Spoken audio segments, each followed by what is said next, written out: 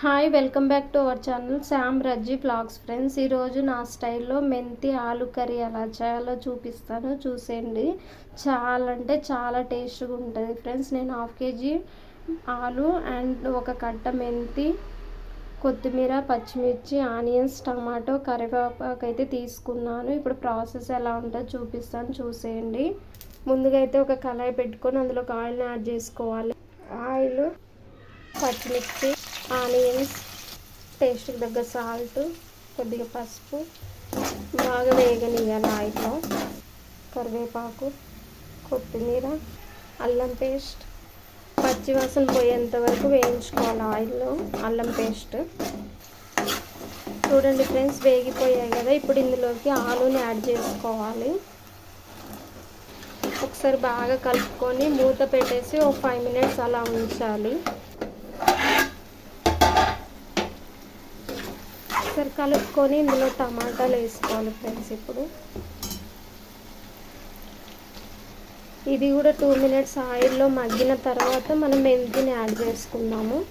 చూడండి ఫ్రెండ్స్, వేగిపోయాయి కదా. ఇప్పుడు మెంతిని యాడ్ చేసుకుందాం ఇందులోకి. ఒకసారి బాగా కలుపుకొని మూత పెట్టేసి ఒక 5 minutes మెంతి కూడా ఆయిల్లో వేగేటట్టు 5 minutes మూత పెట్టేసి పెట్టాలి ఫ్రెండ్స్. చూడండి ఫ్రెండ్స్, వేగాయి కదా. ఇప్పుడు ఇందులోకి కారాన్ని యాడ్ చేసుకుందాము. ఒకసారి కలుపుకొని కారం బాగా ఒకసారి కలుపుకొని కారం మొత్తం పచ్చి వాసన పోయేంత వరకు ఉంచాలి ఫ్రెండ్స్.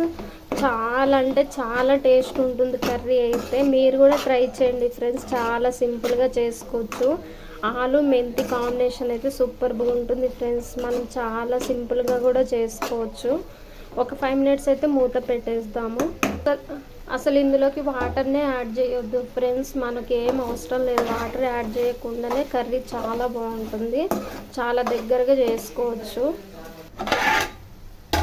చూడండి ఫ్రెండ్స్, కర్రీ అయితే కంప్లీట్ అయిపోయింది. ఇప్పుడు గార్నిష్ కోసం అయితే కొంచెం కొత్తిమీర చల్లుకుందాము. టేస్ట్ అయితే చాలా సూపర్గా ఉంటుంది ఫ్రెండ్స్. ఎప్పుడన్నా మీరు మెంతి ఆలు కాంబినేషన్ కర్రీ చేశారా ఫ్రెండ్స్? చేసి ఉంటే చేసామని కామెంట్ చేయండి. చెయ్యకపోతే ఖచ్చితంగా చెయ్యండి ఫ్రెండ్స్. ఎలా వచ్చింది ఏందనేది కామెంట్ చేయండి. ఇలాంటి వీడియోస్ కోసం అయితే మన ఛానల్ సబ్స్క్రైబ్ చేసుకోండి ఫ్రెండ్స్. ప్లీజ్ సపోర్ట్ అయితే చేయండి.